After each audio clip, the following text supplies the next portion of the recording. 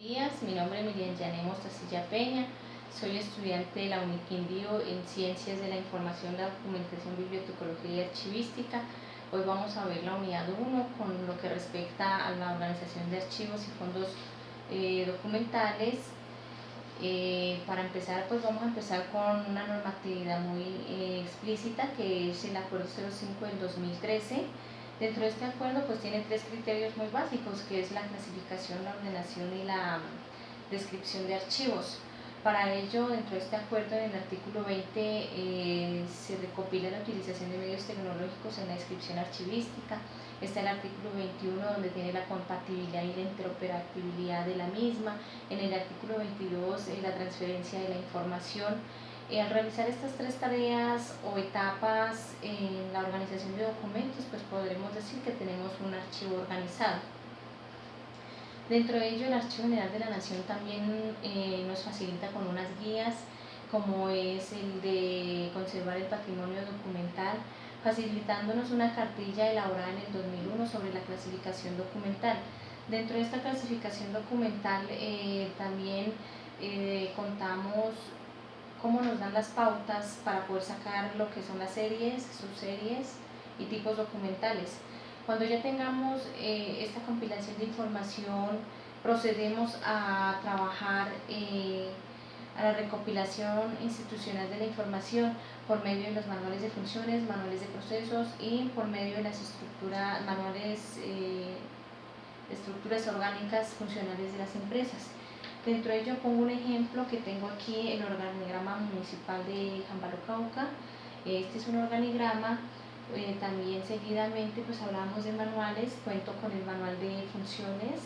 Entonces, si amerita, entonces recopilaríamos el manual de procesos. Cuando tengamos esto, entonces pasamos a verificar qué es una tabla de valoración documental. Este es el formato de las tablas. Nos dicen qué código, serie o subseries o asuntos tiene el documento, el archivo central, la conservación total o la eliminación o la microfilmación o la selección de los documentos, el estudio que le entramos a realizar para elaborar esta tabla de valoración documental. Pero ¿qué nos indica qué series o subseries documentales existen en la entidad? Obviamente un cuadro de clasificación documental. Dentro de ello pues tenemos un ejemplo del Archivo General de la Nación, donde nos emite un cuadro de clasificación documental de las series documentales y las subseries documentales. Y dentro de ello pues como les mostraba anteriormente en el ejemplo anterior, el Archivo General de la Nación, ahora tenemos las codificaciones de las series por parte del municipio y también tenemos la codificación de las subseries por parte del municipio también.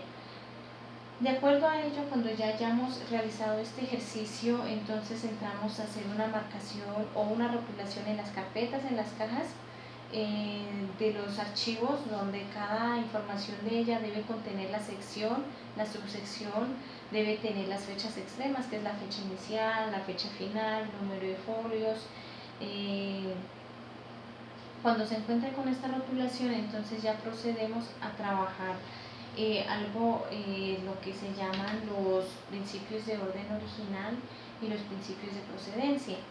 Siempre que tengamos esta información no la podemos desglosar, ya que de acuerdo como lo especifica, tenemos el orden original, pues es aquella o aquellos documentos que se producen en una entidad. Ejemplo, tenemos en un fondo tenemos personería, tenemos juzgado, tenemos alcaldía, tenemos fiscalía, etcétera. Entonces todos estos deben quedarse con su procedencia, quedarse con su entidad o archivarse como su entidad, no mezclarlos. También tenemos el orden de orden original. ¿Qué pasa con el orden original? El orden original, pues como bien su nombre lo dice en el diccionario de la Real Academia, que es el principio donde nace o lo deriva algo. Entonces por eso se llama orden de procedencia, quiere decir que los documentos se deben agrupar tal cual como existe. Entonces ya cuando tenemos tal cual como existen, pasamos a algo muy importante, que es el método de ordenación de documentos. Este método de ordenación de documentos, ¿quién nos lo dicta? ¿O quién nos da las pautas? Las pautas nos da el Archivo General de la Nación en el año 2003 por una cartilla de ordenación documental. En esta cartilla de ordenación documental nos dan la forma de clasificar y de ordenar los documentos. Dentro de ello tenemos o se dividen en 4 agrupaciones, como son el sistema de ordenación numérico, el sistema de ordenación mixto, el sistema de ordenación alfanumérico o el sistema de ordenación cronológico. ¿Cómo lo podemos ver en esta diapositiva? Seguidamente vamos a hacer un trabajo ya de tablas de valoración documental o de tablas de retención documental. Para una entidad que ya cuenta con los manuales o los procesos archivísticos, es mucho más fácil hacer la organización de los documentos, porque una entidad que tiene tablas de retención documental tiene un FUID, que es un formato único inventario documental, un cuadro de clasificación documental, el plan institucional de archivos, el programa de gestión documental, un banco terminológico, entre otros, pues facilita hacer el trabajo, porque lo que hace es aplicar la tabla de retención documental y organizar sus carpetas de acuerdo a la serie, subserie y tipos documentales de la empresa.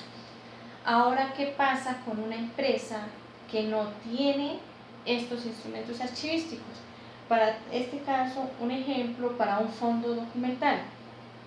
Este fondo documental debe apoyarse de estas guías básicas, que son la cartilla de clasificación documental, la cartilla de ordenación documental y el acuerdo 042 del 2002. Con ello, entonces, tiene las pautas para hacer una organización de fondos documentales. ¿Qué se debe tener en cuenta? Se debe tener en cuenta, para hacer este trabajo, realizar un proceso de investigación de la entidad histórica que tiene, entonces de cuándo fue digamos fundada la entidad a la fecha, cuántos años han surgido, qué cambios administrativos han habido,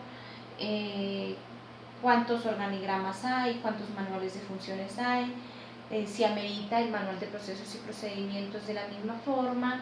Cuando ya se tenga esta recolecta de información de actos administrativos, pasamos a hacer una agrupación ya del fondo. Cuando tenemos el fondo con los actos administrativos, entonces pasamos a hacer una organización de la estructura administrativa a la que pertenece.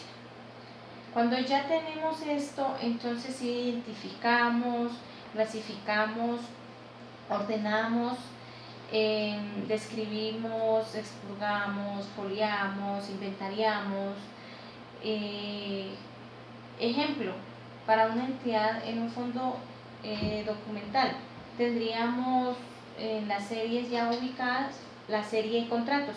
Cuando tenemos la serie de contratos, se entiende que hay subseries de contratos también. ¿Cuáles son? Que son muchos. Dentro de ellos, los que más se mencionan son los contratos de prestación de servicio, contratos de obra pública, convenios interadministrativos, contratos de suministro, contratos de compra-venta, contratos de consultoría, entre otros. Cuando tengamos esta clasificación de documentos, ya pasamos a hacer una ordenación de documentos. ¿Qué hacemos con la ordenación? Con la ordenación, pues ya tenemos la serie y la subserie. Ahora nos falta ubicar los tipos documentales y de qué sección es estos contratos. Entonces, estos contratos vienen siendo de la sección del área de contratación, y los tipos documentales pues vienen siendo los anexos del contrato. Un ejemplo, la hoja de vida, el estudio de viabilidad, el formato de solicitud de disponibilidad presupuestal, el certificado de disponibilidad presupuestal, el acta de inicio, el contrato, el acta de liquidación, informes, y así sucesivamente. Estos son los tipos documentales que conforman este contrato. Entonces también tenemos, ahora cuando finalizamos, digamos, ese proceso donde ya identificamos, ya ordenamos, ya describimos, entonces ahora sí vamos a hacer ya la rotulación. Cuando vamos a hacer la rotulación, entonces colocamos la rotulación de la caja, la rotulación de la carpeta. Cuando ya tengamos esta rotulación, entonces ya empezamos antes de descargar al inventario documental, la foliación del expediente. Entonces, al foliar el expediente tenemos que tener en cuenta que ya debemos haber hecho el ejercicio de haber hecho un expurgo de documentos. ¿Qué es el expurgo de documentos? Es quitarle copias de copias si hay en el contrato para que esto no quede duplicado. Entonces, cuando ya tengamos esto, ahí sí pasamos al FID, formato único inventario documental, que tiene el asunto, la serie, subserie, tiene la fecha inicial, la fecha final, tiene el número de folios, tiene la forma de conservación, si está en carpeta, si está en legajo, si está en tomo, si está en otros, si son planos, si son CDs, y el procedimiento de consulta que se le da a estos documentos. Esto conlleva el formato único inventario documental. También dentro de este proceso de organización no debemos descartar que tenemos en ese acuerdo 05, en el artículo 3 nos dice que tenemos el deber de la organización de documentos de archivo, y en el artículo 14 también nos están diciendo que tenemos una obligatoriedad de la organización de los archivos. Entonces, ¿cómo nos vamos dando cuenta que son pautas que ya nos han dado el Archivo General de la Nación para las entidades públicas? También tenemos el acuerdo 002 del 2014 de los criterios para la organización de expedientes. ¿Qué pasa con este acuerdo? Este acuerdo también es muy importante en la organización de fondos o organización de archivos, porque tenemos muchos expedientes. Dentro de estos expedientes hay muchos documentos que se han archivado sin orden de procedencia y sin orden original, afectando el proceso de investigación. ¿Por qué afectando el proceso de investigación? Porque tenemos un ejemplo claro que en estos expedientes, digamos, tenemos un inicio y una terminación de una demanda, como puede ser penal, fiscal, administrativa, disciplinaria, hacia una entidad o hacia una persona.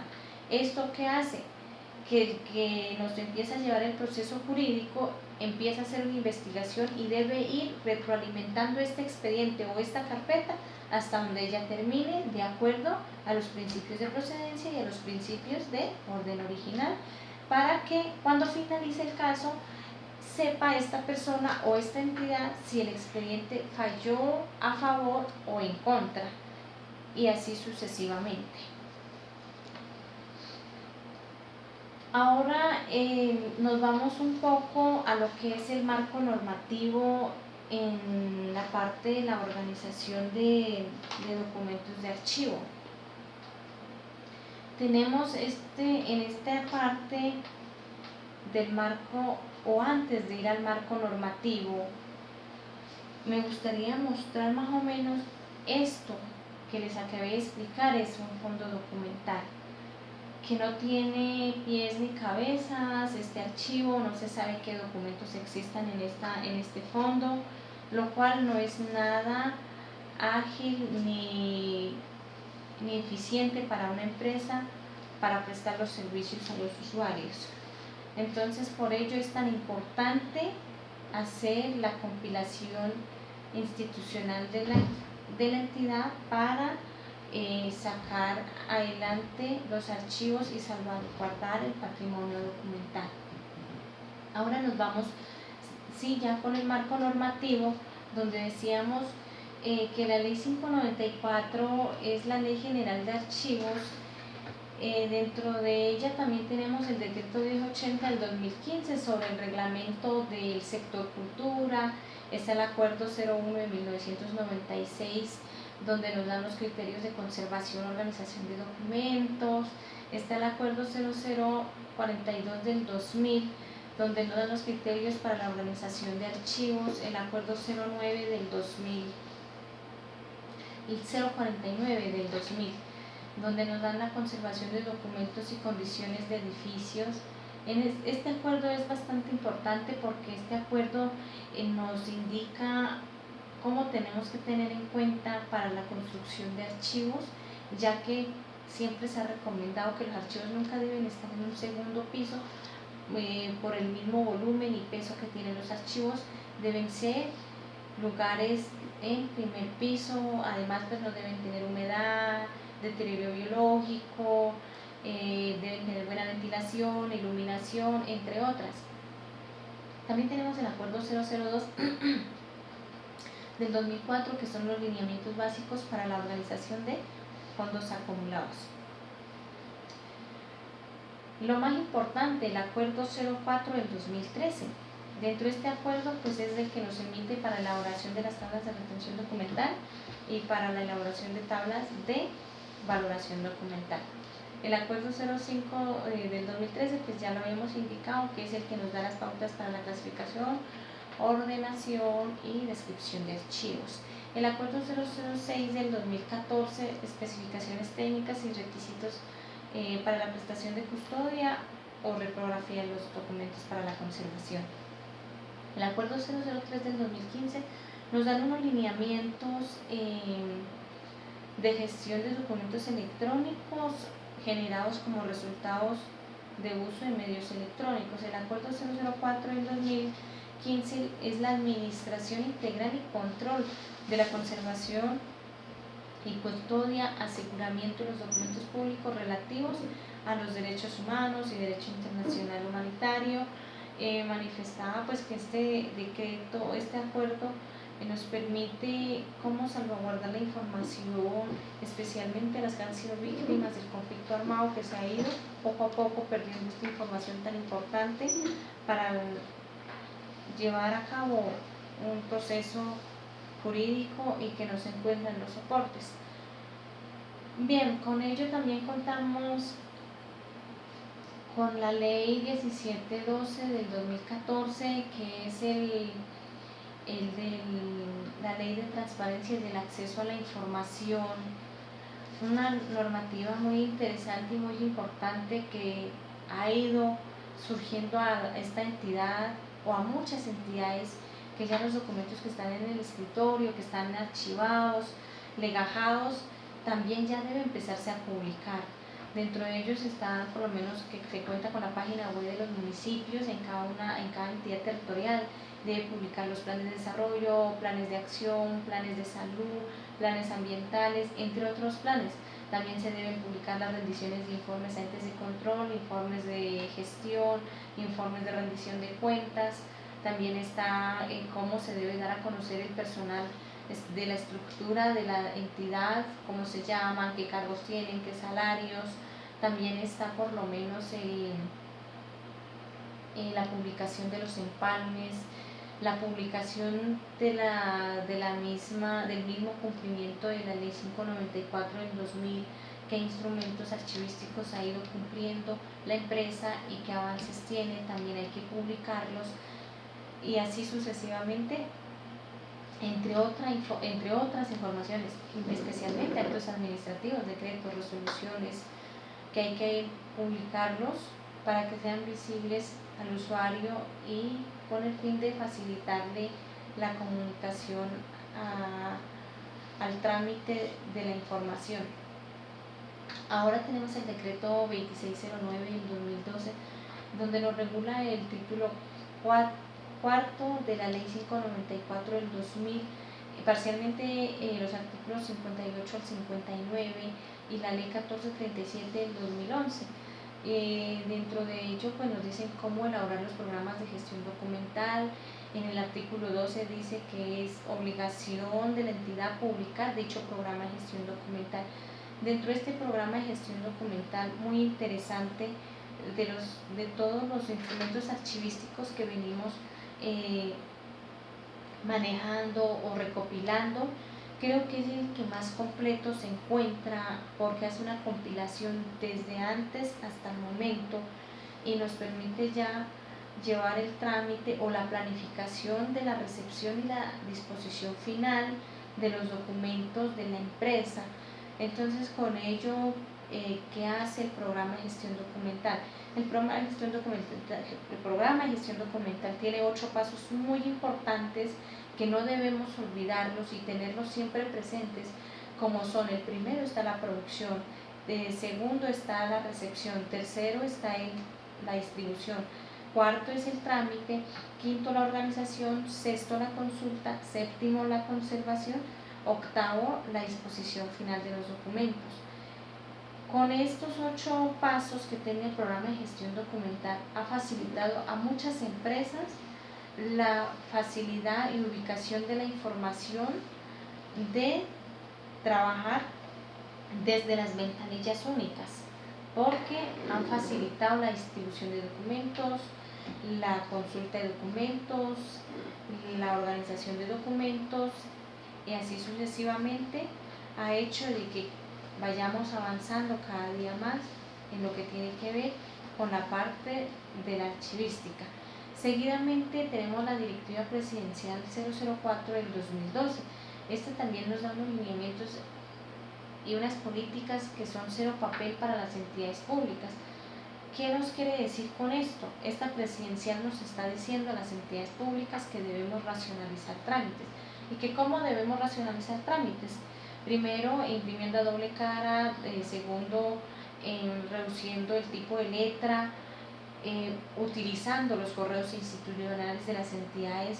Un ejemplo para el estudio del jurídico: en los estudios previos de los contratos anteriormente se debían imprimir para que le dieran un análisis jurídico, pero pues ahora, en vista con esta Directiva 004 en 2012, pues ya deben empezar a revisar es por los correos electrónicos, esto evitando pues el daño al medio ambiente. Y con esto pues podríamos decir que tenemos una normativa y unos procesos para la organización de archivos, como los mencioné ya anteriormente. Tenemos normatividad, tenemos leyes, tenemos acuerdos que nos van exigiendo día a día para mejorar nuestros archivos y tenerlos salvaguardados, especialmente para la consulta, ya sea legal o jurídica, penal. Entonces, con ello ya termino lo que es el proceso de organización de archivos y de un fondo documental. Nomás me queda darle unas recomendaciones para las personas que ingresan a laborar en los archivos: la parte de la protección, ¿no? Que siempre deben tener tapabocas, guantes, ganchos desechables, gorros desechables que digan, gafas de seguridad y las batas. Esto para protegerse de los ácaros y de la contaminación que producen los archivos, porque en los archivos uno encuentra de todo. Hay archivos muy deteriorados, como se puede ver pues en la pantalla, en la imagen que tengo. También se debe requerir o contar más bien con materiales para trabajar en el archivo, que deben ser las cajas inactivas número 12, las carpetas semiguías o las 4 alas si se cuenta con el presupuesto necesario en la entidad, y los ganchos plásticos. Estos materiales son muy importantes para el trabajo archivístico de las entidades. Hoy pues toda esta información y recopilación de la normatividad pues se logró consultar en la página del Archivo General de la Nación, en la parte de repositorios normativos. Espero haya sido un poco comprendido el mensaje que he querido dar, y pues hasta pronto y muchísimas gracias.